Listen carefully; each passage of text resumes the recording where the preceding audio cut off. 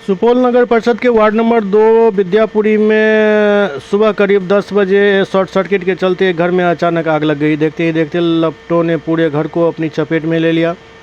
इस भीषण अग्निकांड में पीड़ित आशीष कुमार महतो का सब कुछ जलकर राख हो गया।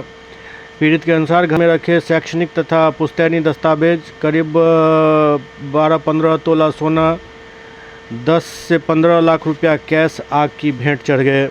सूचना मिलते ही दमकल की 3 गाड़ियां मौके पर पहुंची। ग्रामीणों और फायर ब्रिगेड के कर्मचारियों की कड़ी मशक्कत के बाद आग पर काबू पाया गया, लेकिन तब तक घर का सारा सामान जलकर खाक हो चुका था।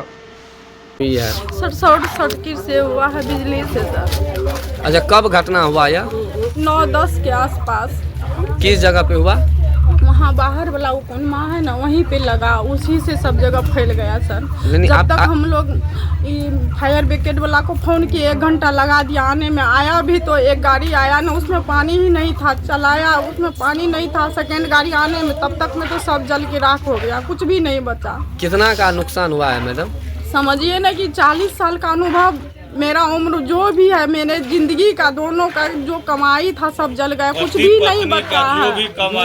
सब जल गया, कुछ भी नहीं बचा है। सिर्फ मेरे तन पे जो कपड़ा है वही तो बचा है, बाकी कुछ भी नहीं। पैसा, जेवरात, सब कुछ, लैपटॉप, मोबाइल, सब कुछ जल गया। देख ही रहे हैं फर्नीचर का, जितना भी मतलब घर में एक दिन का जोड़ने में कितना मेहनत लगता, सारा जल गया सर। सीधा ये देखिए। प्रशासन से क्या मांग है? प्रशासन से हम यही अपील करना चाहते हैं कि हमको मुआवजा दिया जाए, जो क्षतिपूर्ति हुआ है, जो क्षति हो। आप अपना परिचय दे, क्या नाम है? नूतन कुमारी मेरा नाम है। किस जगह पे यह आग लगा है? जगह विद्यापुरी वार्ड नंबर 2 सुपौल है।